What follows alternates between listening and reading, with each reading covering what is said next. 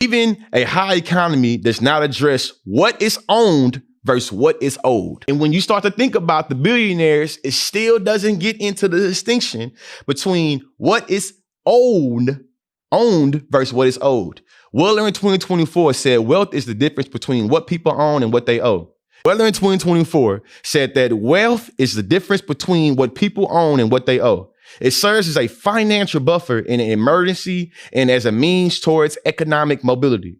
Yet wealth is distributed in highly unequal ways, especially by race and ethnicity. And those gaps show no sign of abating. These gaps show no sign of erasing or going away. This leaves Black, Latino, Hispanic households in financially more vulnerable situations with fewer opportunities for upward economic mobility and in a time where they can get chastised because the only reason why you poor is because you didn't work hard. The only reason why you experiencing struggle and experiencing eating sleep or dinner and it's right around your mouth is because you are not being productive.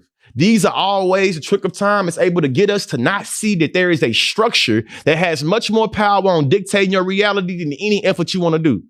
Meaning you can't hustle your way out of white supremacy. You can't hustle your way out of anti-Blackness. Before Kanye was crazy, he said, even if you in a Benz, you're still a nigga in a coupe.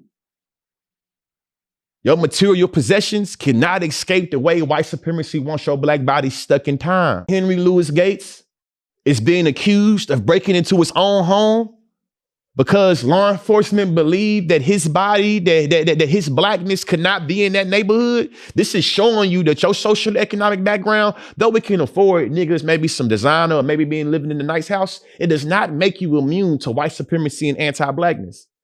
When Oprah Winfrey was able to go into a boutique shop and she's being racially profiled and she's one of the richest Black women in the world, one of the richest people in the world, this is showing you that her class does not precede how her body is seen. To me, this is about the trick of time in a way that says that whatever niggas have is always already dictated and framed in our Black body, but always already framed in how the world understands us as being a commodity that shouldn't be able to present, that shouldn't be able to attain commodities. We are property that shouldn't be able to own property. And that's the reason why this pushback of thinking about what is owned versus what is owed is a very important thing to think about because, hey, a lot of the world, not only this in America, that's the reason why Africa is always justifiably pillaged by the Western world, is because they don't think that property should be able to own property. Whether you're a part of the African diaspora in the Caribbean, in the continent, in the Americas, or in Europe, when niggas own things,